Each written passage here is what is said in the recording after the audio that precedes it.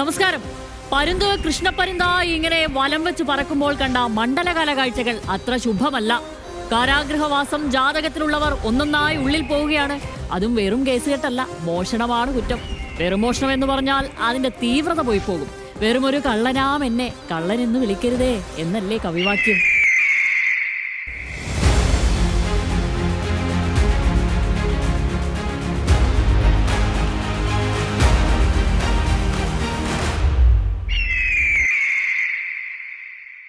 അമ്പലക്കള്ളന്മാരെ കേവലം കള്ളന്മാരുടെ കൂട്ടത്തിൽപ്പെടുത്താൻ പാടില്ലല്ലോ. അതുക്കും മേലെയുള്ള VIP കള്ളന്മാരാണ് പിടിയിലായത്.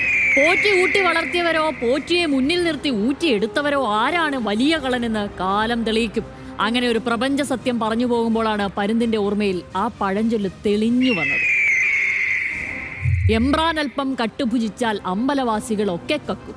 ആ എംബ്രാൻ ആരാണ് എന്ന് പരുന്ത് മിന്നായം പോലെ കണ്ടിട്ടുണ്ട്. മുൻപ് പരുന്ത് സന്നിധാനത്തെ ആ കൊടിമരത്തിന് മുകളിലൂടെ പറന്നപ്പോൾ കണ്ട വാജിവാഹനം ഒരു കഥ ചൊല്ലട്ടുമാ എന്ന് പറഞ്ഞപ്പോ പരുന്ത് അത്ര നിരീക്ഷിച്ചില്ല. കള്ളം പറഞ്ഞു കൈവശപ്പെടുത്തിയ മുതൽ തിരിച്ചു കൊടുത്താൽ കള്ളനല്ലാതെ ആകുമോ എന്നാണ് ആ കുതിര ചോദിച്ച കുസൃതി ചോദ്യം.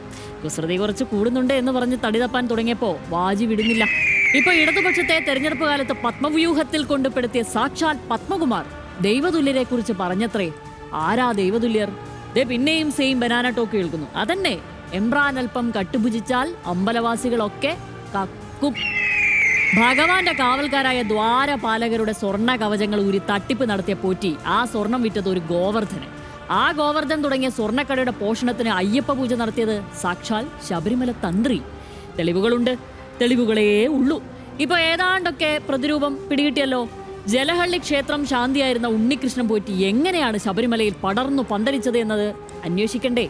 2004 മുതൽ 2008 വരെ കീഴ്ശാന്തിയുടെ സഹായിയായി ശബരിമല സന്നിധാനത്തെത്തി മേൽശാന്തിക്കും മേല് വളർന്ന ഉണ്ണിപ്പോറ്റി കണ്ണുവെച്ചത് പൊന്നുപൊതിഞ്ഞ ശ്രീകോവിലേക്കായിരുന്നു.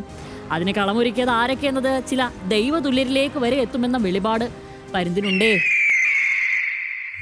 അയ്യപ്പനെ വെച്ച് രാഷ്ട്രീയം കളിച്ചവരും തട്ടിപ്പ് നടത്തിയവരും കലികാലത്ത് തന്നെ പണി ഇരന്നു വാങ്ങിയ ചരിത്രമാണുള്ളത്.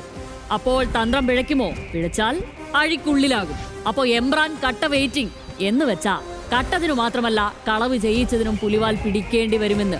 പരുന്ത് എങ്ങും പോകുന്നില്ല, ഇവിടെയൊക്കെ തന്നെ കാണും. വീണ്ടും അടുത്തയാഴ്ച കാണാം.